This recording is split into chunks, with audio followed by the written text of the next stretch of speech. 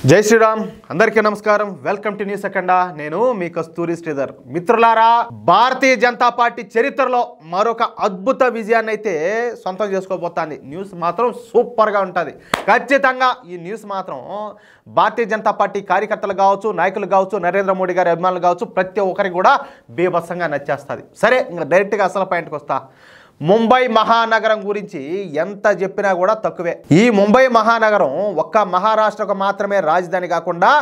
దేశం మొత్తానికి కూడా ఆర్థిక రాజధాని అన్న విషయం మనకందరికి కూడా తెలిసిందే ఈ ముంబై జనాభా ఎంత తెలిసినా దాదాపు 1,50,00,000 మంది ఇంకా ఎక్కువ మంది కూడా ఉండొచ్చు దాంట్లో ఆశ్చర్యం ఏంలే ఇక ముంబై నగరంలో 6 ఎంపీ నియోజకవర్గాలు 36 అసెంబ్లీ నియోజకవర్గాలు ఉన్నాయి అర్థమవుతుందా ఇక ముంబైలో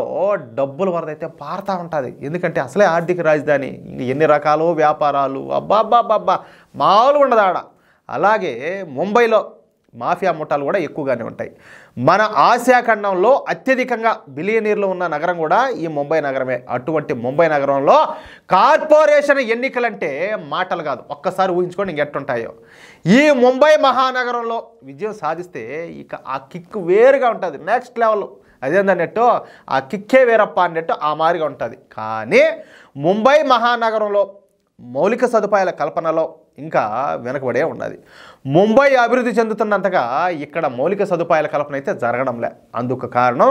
ఉద్ధవ్ ఠాకరే యొక్క శివసేన పార్టీ అదేవిధంగా ఈ కాంగ్రెస్ పార్టీ అదేవిధంగా శరద్ పవార్కు సంబంధించినటువంటి ఈ ఎన్సీపీ పార్టీలే ఎందుకంటే ఇప్పటి వరకు కూడా ముంబై నగరంలో గెలుస్తూ వచ్చింది ఎవరు అంటే ఈ పార్టీలకు సంబంధించిన వాళ్ళే సరే ఇంకా అసలు విషయానికి వద్దాం గత నెల మహారాష్ట్ర అసెంబ్లీ ఎన్నికలు జరిగిన సంగతి మీకు అందరికి కూడా తెలిసిందే ఈ ఎన్నికల్లో భారతీయ జనతా పార్టీ కూటమి ఘన విజయం సాధించింది ఇక వచ్చే సంవత్సరం అంటే ఇప్పుడు 2025లో ముంబై మహానగర ఎన్నికలు అయితే జరగనున్నాయి అవే ముంబై కార్పొరేషన్ ఎన్నికలు అన్నమాట ఇక ఈ ఎన్నికల సందర్భంగా ఒక ప్రసిద్ధి చెందినటువంటి సంస్థ ద్వారా భారతీయ జనతా పార్టీ ఒక అంతర్గత సర్వే అయితే చేయించుకునింది ఆ సర్వే ప్రకారం ముంబైలో మొత్తం 227 కార్పొరేట్ స్థానాలుంటే వాటిలో భారతీయ జనతా పార్టీ ఒంటరిగా 98 స్థానాల్లో విజయం అయితే సాధించున్నది తరువాత స్థానంలో ఉద్ధవ్ ఠాకరేకి సంబంధించినటువంటి ఈ శివసేన పార్టీ 41 స్థానాల్లో గెలవనుండదన్నమాట ఇక కాంగ్రెస్ పార్టీ విషయానికి వస్తే ముస్లింల డామినేషన్ ఉన్నటువంటి 39 స్థానాల్లో కాంగ్రెస్ పార్టీ విజయం సాధించున్నది ఇక ఏక్నాథ్ షిండే శివసేన పార్టీ 29 స్థానాల్లో తర్వాత ఎంఐఎం పార్టీ ఒక 5 స్థానాల్లో విజయం సాధించుంటారనమాట ఇక మిగిలిన స్థానాల్లో ఇతరులు అంటే ఎట్లా ఇండిపెండెంట్లు వాళ్ళు ఉంటారు కదా వాళ్ళు అయితే గెలుచుకొని ఉన్నారు అంటే ముంబైలో మొత్తంగా 227 కార్పొరేట్ స్థానాలుంటే మ్యాజిక్ ఫిగర్ 114 అంటే బీజేపీ కూటమికి ఈ ముంబై కార్పొరేషన్ ఎన్నికల్లో 128 సీట్లు అయితే రానున్నాయి అర్థమైందా ఇక కాంగ్రెస్ కూటమికి కేవలం 82 సీట్లు మాత్రమే వచ్చి వాటితో సరిపెట్టుకోవాల్సి వస్తుంది ఇక కాంగ్రెస్ కూటమికి ఈ 82 సీట్లు కూడా ఈ ఉద్ధవ్ ఠాకరే శివసేన కాంగ్రెస్ పార్టీ శరద్ పవార్ పార్టీలు కలిసి పోటీ చేస్తేనే అర్థమైందా ఇక కాంగ్రెస్ కూటమికి ఈ 82 సీట్లు వస్తాయి కదా కానీ ఇక్కడ ఒక మళ్ళా తిరకాసు ఉండాలి ఉద్ధవ్ ఠాకరే మాత్రం ముంబై మహానగర ఎన్నికల్లో నేను ఒంటరిగా పోటీ చేస్తాను అని చెప్పేసి మాట్లాడుతున్నాడు అదే కనుక జరిగితే ఈ ముంబై మహానగర ఎన్నికల్లో బీజేపీ కూటమి 150కి పైగా స్థానాలు గెలుచుకునే అవకాశం కూడా ఉండదంట అంటే ఈ ఉద్ధవ్ ఠాకరే గారు సపరేట్గా పోటీ చేశాడు అనుకో అది కూడా బీజేపీకి అయితే ఇంకా కలిసి వచ్చే అంశం ఏది ఏమైనప్పటికీ మొట్టమొదటిసారి భారతీయ జనతా పార్టీ నాయకుడు ముంబై మహానగరానికి మేయర్ కాబోతున్నాడు అర్థమైందా భారతీయ జనతా పార్టీ చరిత్రలో బీజేపీ సాధించిన విజయాల్లో ఇదొక మైలురాయిగా అయితే నెలకొన్నది చూడండి అంటే ఇంతవరకు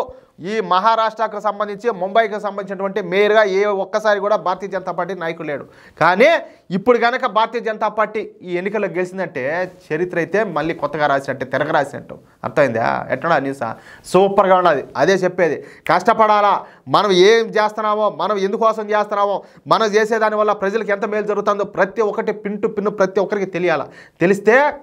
వాళ్ళు సపోర్ట్ చేసే విధానం కూడా వేరుంటుంది కానీ మనం మాత్రం మన ఇష్ట ప్రకారం మనం కష్టపడతానే ఉంటాం మనం చేస్తానే ఉంటాం కానీ మనం ఏం చేస్తున్నామో ప్రజలకు కూడా తెలియకపోతే వాళ్ళు మనల్ని విశ్వసించేది ఎట్టా నువ్వు చేసే కష్టం ఏందో నువ్వు చేసే అభివృద్ధి ఏందో వాళ్ళకి తెలిసేది ఎట్టా కాబట్టి భారతీయ జనతా పార్టీ చేసేటటువంటి ఎన్నో అభివృద్ధి కార్యక్రమాలు కావచ్చు ప్రవేశపెట్టే పథకాలు కావచ్చు వాటి ద్వారా ప్రజలు పొందే లబ్ధి కావచ్చు అవన్నీ కూడా ప్రజలకు చేరాలంటే మీడియా విషయంలో కావచ్చు లేకపోతే కార్యకర్తలు కావచ్చు నాయకులు కావచ్చు అన్నింటినీ కూడా పిన్ టు పిన్ ప్రజలకైతే తెలియజేయాలి సరే ఇప్పుడు మన తరఫు నుంచి కూడా మనం చేసే ప్రయత్నం మనం చేస్తూ ఉన్నాం. ఏది ఎన్నో ఇంపార్టెంట్ న్యూస్ తీసుకురావడం, ఎంతోమందికి ఇటువంటి మంచి మంచి న్యూస్ని తెలియజేయడము. ఇప్పుడు రక్షణ రంగ పరంగా కావచ్చు, లేకపోతే ఆర్థికంగా కావచ్చు, లేకపోతే దౌత్య విధానంగా కావచ్చు, అన్ని విషయాల్లోనూ కూడా మన న్యూస్ సెకండ్ అయితే ఎప్పటికప్పుడు మంచి మంచి వార్తలు సేకరించి మీకు అందించే ప్రయత్నం చేస్తూనే ఉన్నాం. కాబట్టి మిత్రులారా, మీరు చేయాల్సిందల్లా ఏంటంటే మన న్యూస్ను మీరు 10 మందికి షేర్ చేయండి. కాబట్టి